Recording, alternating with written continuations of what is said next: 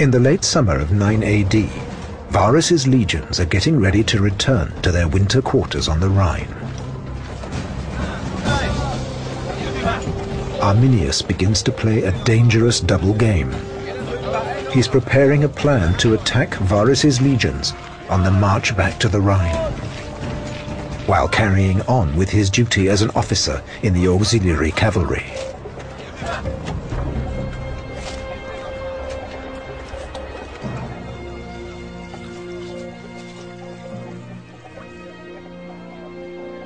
Varus and Arminius are close, almost like father and son. Later, they will reproach Varus for having been too trusting. But to Varus, Arminius is a Roman. His loyalty cannot be questioned. Behind his back, Arminius is wooing the warriors of the Germanic tribes in the dark forests.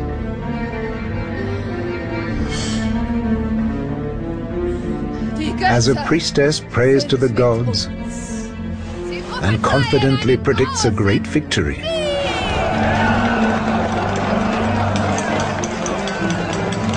Arminius concentrates on the huge practical challenge of defeating the Romans. Even if the gods are on their side, the tribes will have no chance if they meet the Romans in open battle.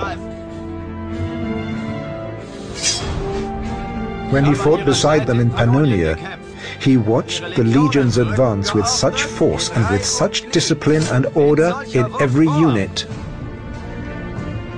that the tribes would be defeated if they faced them directly.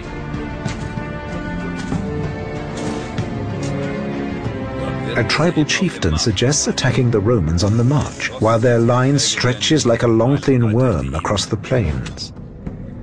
Arminius reminds them that Varus has 3 legions.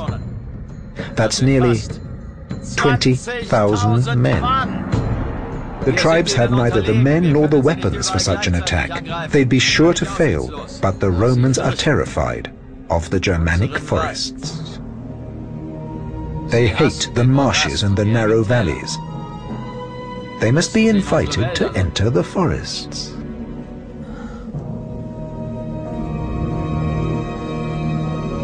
Arminius was in a very good position. He knew the Roman army well.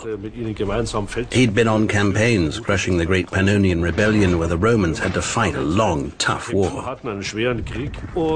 And he had another advantage. The Romans trusted him. He was a Roman knight, a Roman officer. He must have had a great deal of charisma. People must have thought, this is the man who can make the changes we want in Germania.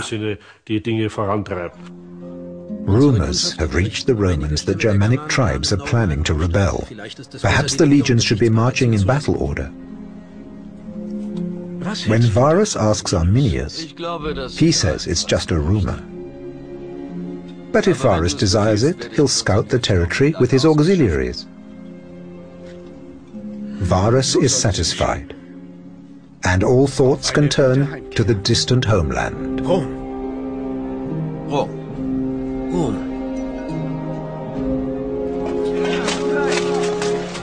The night before the march is due to start, the chieftain of the Cherusci comes to the Roman camp. Segestes opposes the plan to attack the legions, and Varus has invited him to a farewell meal. Segestes saw that Arminius was putting his own people, the Cherusci and the neighboring tribes, into serious danger.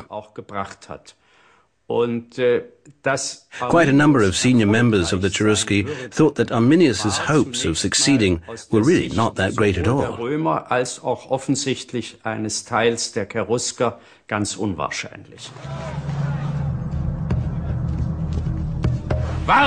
Segestes takes a huge risk.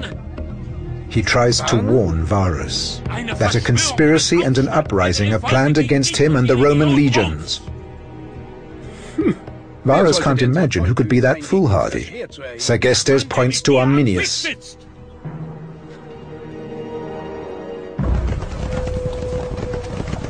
On a September morning in the year 9 AD, Arminius leaves the camp with part of his auxiliary cavalry.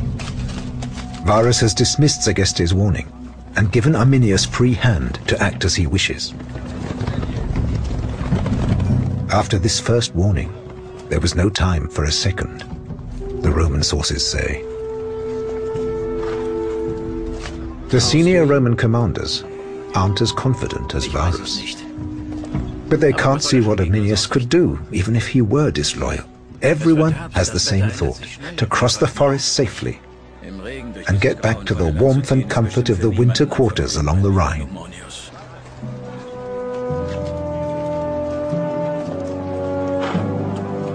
Arminius is committed. There's no way back.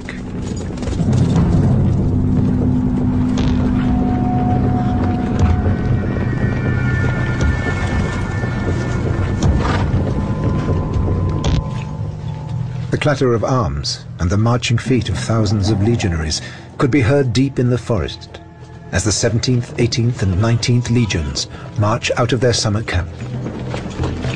The mood is light-hearted. A few more days of hardship in the wilderness, and then the camps on the Rhine, with wine, women and song, games and baths.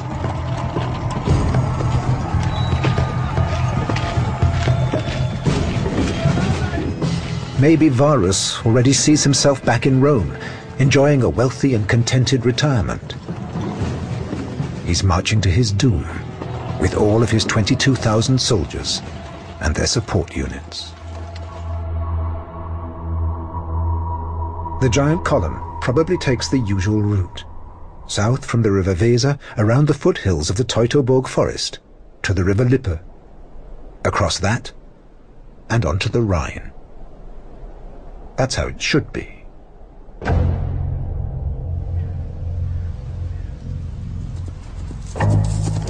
We still don't know how Arminius persuaded Varus and the legions to change their route. The Roman sources tell us simply, when Arminius and his auxiliaries were sent on ahead, they killed Roman troops stationed in their homeland.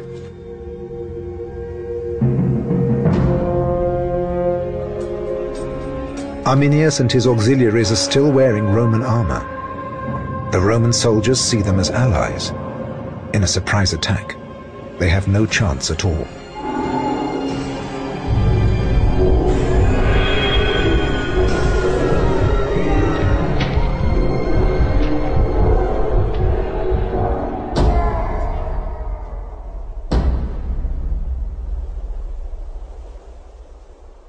Burn the towers. The auxiliaries torch the observation towers the Romans have erected at the edge of their marching routes. Arminius makes sure his attacks won't go unnoticed.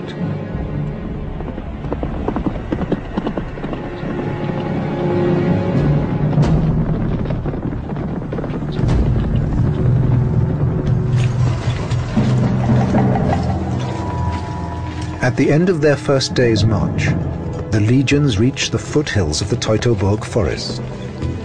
The land is flat, the weather is dull but dry, and the troops are making good progress.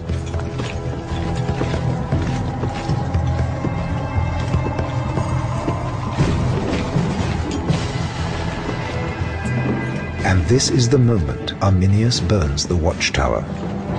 Halt! How would Varus react?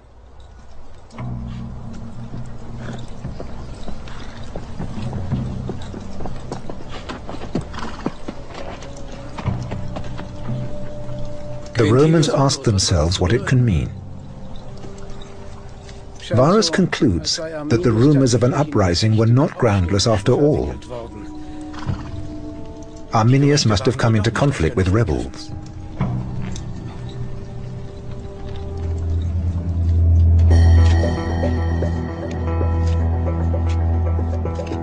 Roman commanders in Germania would normally avoid entering forests or marshlands with their troops. If they had to cross a marsh, they would lay down a wooden walkway first. These were the Pontis Longi, the long bridges described by Roman historians. None has yet been found, but they were probably similar to the walkways the Germanic tribes constructed.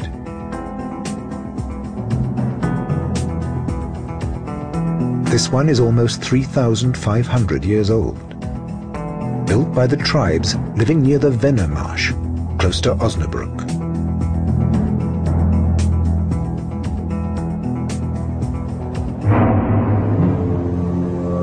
On day 2 of the march, Varus makes a fatal mistake. He departs from the usual route and directs his legions into the forests. He's hurrying to Arminius's aid to nip the rebellion in the bud. The Cheruscan's plan is working.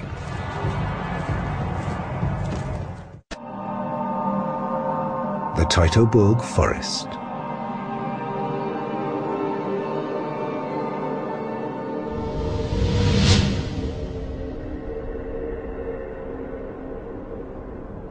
Then as now, these highlands in northwest Germany are known for their craggy outcrops, impenetrable valleys, and dense forests.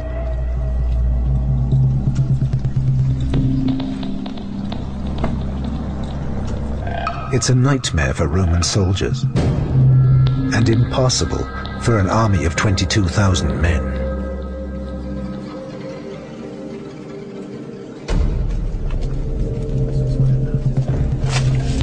Progress is painfully slow. Sliding in the mud and stumbling over tree roots, the soldiers can't stay in formation. Weighed down by their armor and weapons, the legionaries become more and more weary with each step. The supply wagons and the civilians slow their progress even more. Why Varus insists in penetrating ever deeper into the forest remains a mystery. Centurions do all they can to speed up the stragglers, with mixed success.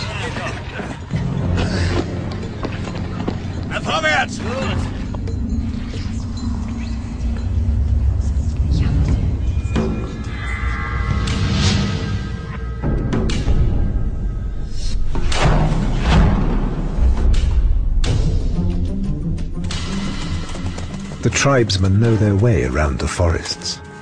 Armed with just spears, axes, and swords, they can appear from all directions at once, moving silently along well-trodden, well-disguised paths.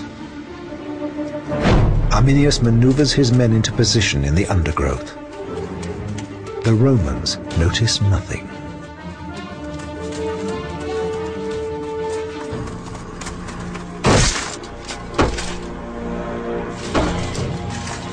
Long before they get to look an enemy in the face, the Romans are weakened by their struggle against the forest. Cassius Dio writes, even before the attack, the Romans were in enough trouble felling trees, laying walkways, and building bridges to advance.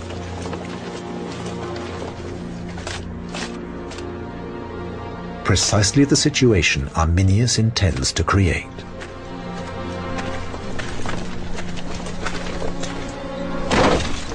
It was all happening pretty much as Arminius planned it. He was able to prepare his little surprises for the Romans along the route. He could choose the moment when they were too far from their usual route to turn back after the first attacks.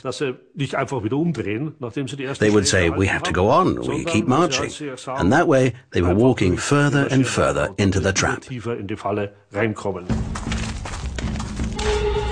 Historians can't agree how many warriors Arminius was able to mobilize to fight Varus. It's hard to imagine the total came anywhere near the numbers of Varus's 3 legions.